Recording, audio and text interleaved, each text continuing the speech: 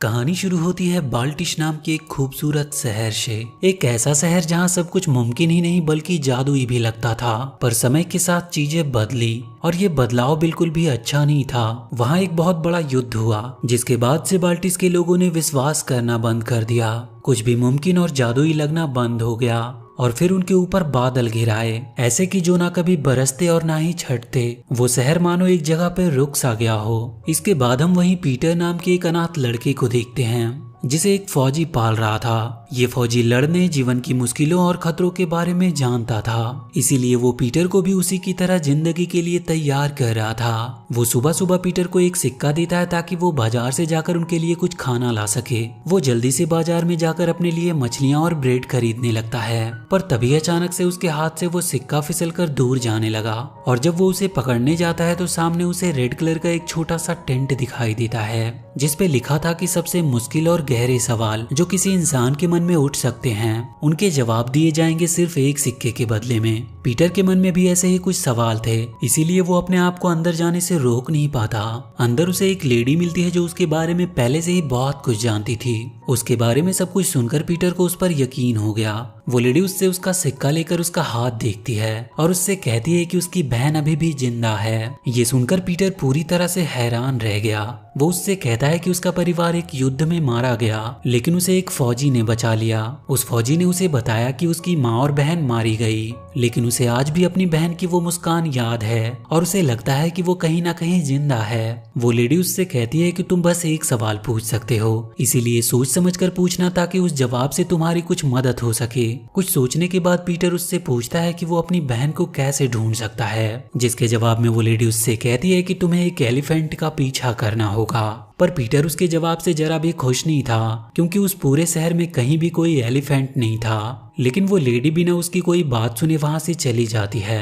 घर आने पर पीटर को फौजी से बहुत डांट पड़ती है। वो उसे समझाता है कि उसकी माँ और बहन युद्ध में मारे गए थे और उसने अपनी आंखों से उन्हें मरते हुए देखा था और इसीलिए अब वो इन फालतू सवालों के जवाब ढूंढना बंद कर दे। वो फौजी उसे एक कहानी की बुक दिखाता है और उससे कहता है कि उनके ग्रुप में एक डिस्मिट नाम का फौजी हुआ करता था। वो जब भी इस बुक को पढ़ता था तो उसकी आंखों में आंसू आने लगते थे और वो कमजोर होता जा रहा था। लेकिन एक दिन उसने चुपके से उसकी वो बुक चुरा ली, जिसके बाद से वो उनके ग्रुप का सबसे खूंखार फौजी बना। वो पीटर से कहता है कि जहाँ पे आराम होगा वहाँ पे कमजोरी होगी और जहाँ कमजोरी होगी वहाँ कभी एक फौजी नहीं मिल सकता। इसीलिए वो पीटर से कहता है कि जो आज तुमने सुना एलिफेंट के बारे में वो सिर्फ एक कहानी है जिनका वास्तविकता से कोई लेना देना नहीं, क्योंकि अगर यहाँ कोई एलिफेंट होता तो उन्हें साफ साफ नजर आते। इसके बाद वो पीटर को वहीं कमरे में फौजी की तरह मार्च करने को कहता है, जिसकी वजह से उनके नीचे के कमरे में रह रहे मिस्टर एंड मिसेस मैटियन को दिक्कत हो रही थी। तो मिस्टर मैटियन बाहर जाकर पीटर से डिनर के टाइम पे कम से कम मार्च बंद करने को कहता है। वहीं पीटर उसे बताता है कि आज उसे खाना ना लाने के लिए सजा मिली है और वो उसे उस एलिफेंट वाली बात भी बताता है कि उसका पीछा करने से उसकी बहन मिल सकती है, जिसे सुनकर मैटियन उसे भरोसा दिलाता है कि क्या पता तुम्हारी बातें सच साबित हो और तुम्हें सच में एक एलिफेंट मिल जाए। वहीं उसी शहर में कहीं पे एक मैजिकल शो हो रहा था, लेकिन वहाँ के जादूगर के परफॉर्मेंस से कोई भी संतुष्ट नहीं दिख रहा था, जिसे देखकर वो जादूगर थोड़ा निराश था और वो कुछ सोचकर अपना आखिरी जादू दिखाने का बोलकर एक लेडी को अपने पास बुलाता है। वो जादूगर एक शक्तिशाली मंत्र पढ़ने का डिसाइड करता है, कुछ ऐसा जो बाल्टिस को फिर से पहले जैसा बना दे,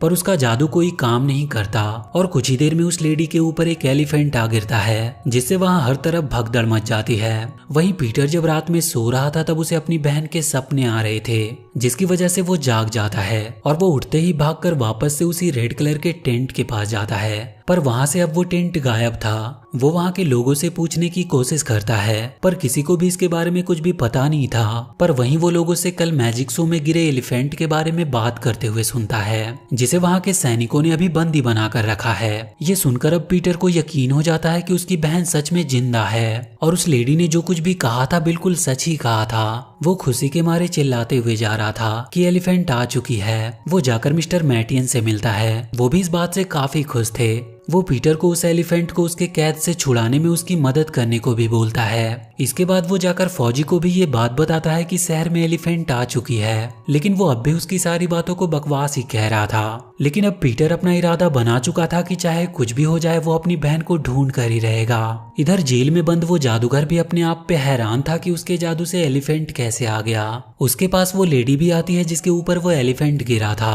और वो जादूगर को इसके लिए कोस रही थी कि उसने जानबूझकर उसके ऊपर एक एलिफेंट गिरवाया। पर वो जादूगर उसे बार बार यकीन दिलाने की कोशिश कर रहा था कि उसका जादू सही काम नहीं करता। वहीं मैटियन वहां की रानी कॉन्टेस के पास जाकर उस एलिफेंट के बारे में पूछता है कि उसे कहाँ रखा गया है, लेकिन वहां उसे पता चलता है कि उस एलिफेंट को एक कैदी की तरह रखा गया है और हो सकता है कि इस राज्य की हिफाजत के लिए वो उसे मार भी दे। पर उसे छुड़ाने के लिए मैटियन के दिमाग में एक और आइडिया आता है। वो उस देश के राजा को एलिफेंट के बारे में बताते हुए एक लेटर लिखता है, क्योंकि उसे पता था कि राजा कभी बाल्टिश नहीं आया है और उन्हें मनोरंजन देखना बहुत पसंद है, और अगर उन्हें ये पता चलेगा कि आसमान से एक एलिफेंट के शहर में गिरा है तो वो उसे देखने के लिए जरूर आएंगे।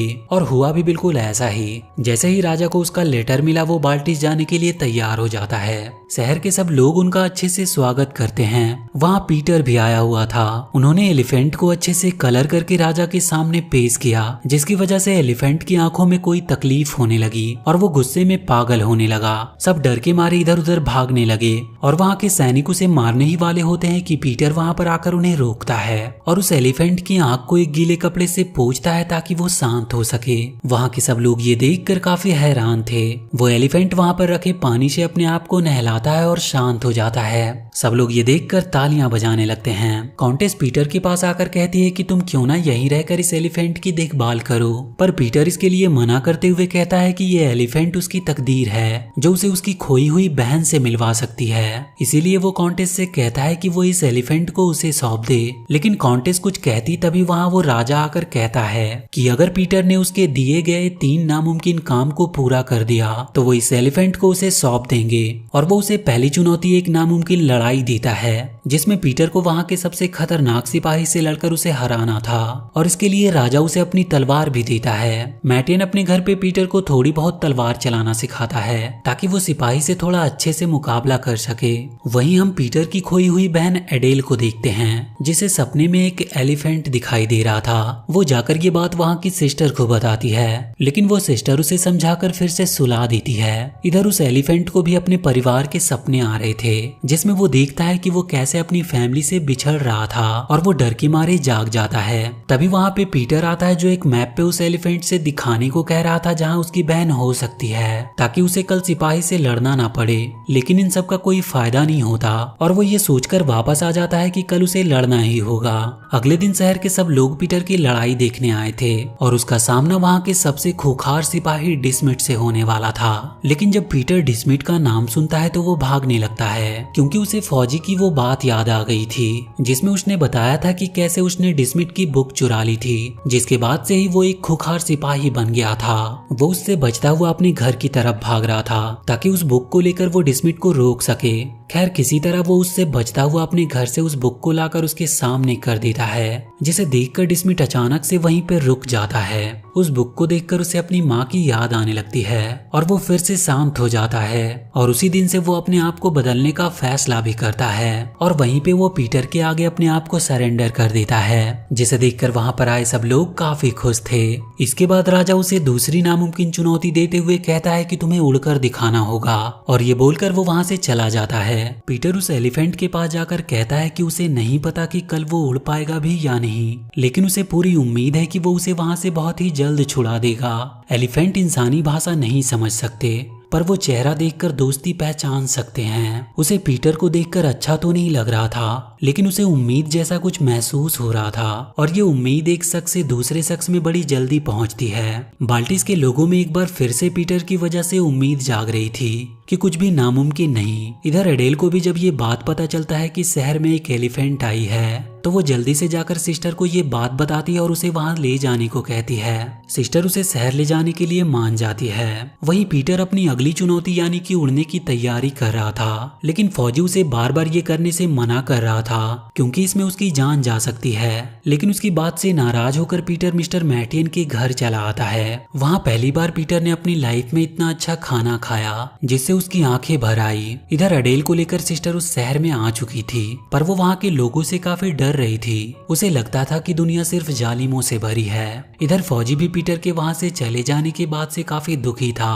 और वो ये याद कर रहा था कि कैसे एक युद्ध के बीच में एक घर के अंदर उस सिस्टर के साथ वो और उसकी बहन थी। उसने पीटर को तो अपने साथ ले आया था, मगर उस सिस्टर ने उसकी बहन को अपने साथ ही रखा।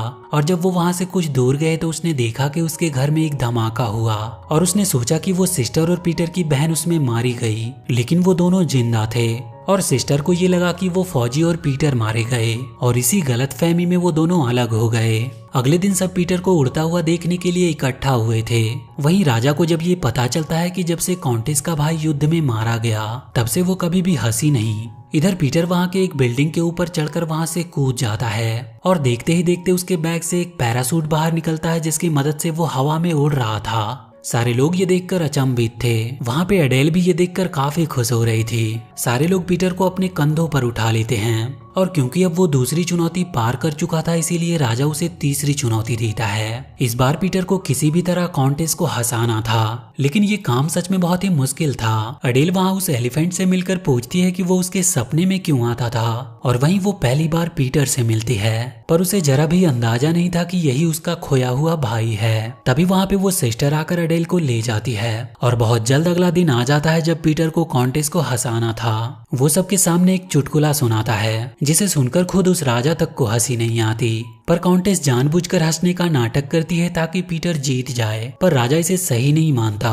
और वो पीटर की हार को घोषित कर देता है। पर पीटर उससे रिक्वेस्ट करता है कि वो प्लीज एलिफेंट को छोड़ दे क्योंकि उसकी भी फैमिली है जहां उसे वापस जाना है। पहले तो वो बस इसे इसीलिए जीतना चाहता था ताकि वो अपनी खोई हुई बहन को ढूंढ सके, लेकिन अब वो बस इतना चाहता है कि इस एलिफेंट को उसकी फैमिली के पास भेज दिया जाए। पर राजा इसके लिए तैयार नहीं हो रहा था और वो एलिफेंट को पकड़कर ले जाने को कहता है, लेकिन वो एलिफेंट गुस्से से राजा के ऊपर पानी फेंक देता है जिसे देखकर कॉन्टेस जोर जोर से हंसने लगी और उसी के साथ वहाँ के लोग भी ठहाके लगाने लगे। और राजा ने ये मान लिया कि आखिरकार वो कॉन्टेस को हंसाने में सफल रहा। वो उस एलिफेंट को पीटर के हवाले कर देता है। पीटर खुशी के मारे जाकर एलिफेंट के गले लग जाता है, लेकिन उस एलिफेंट ने उसे उठाकर अपने सर पर बिठा लिया। इसके बाद पीटर उस जादूगर के पास जाता और उससे एलिफेंट को वापस गायब करने को कहता है, लेकिन उस जादूगर को खुद पे यकीन नहीं था कि वो ये कर भी पाएगा या नहीं। लेकिन वो बूढ़ी औरत उसे यकीन दिलाती है कि वो ऐसा कर सकता है क्योंकि वो जैसा अपने जादू से पहले करना चाह रहा था बिल्कुल वैसा ही हुआ है। उस एलिफेंट के गिरने से ही बाल्टिस के लोगों में बदलाव आया है और उनके अंदर उसी की वजह से उम्मीद की किरण एक बार फिर से जगी है। और फिर सारे शहर वाले के सामने उस जादूगर ने अपनी शक्तियों से उस एलिफेंट को गायब कर दिया। सब लोग ये देखकर काफी खुश थे और तभी उनके ऊपर के जमे बादल छटने लगे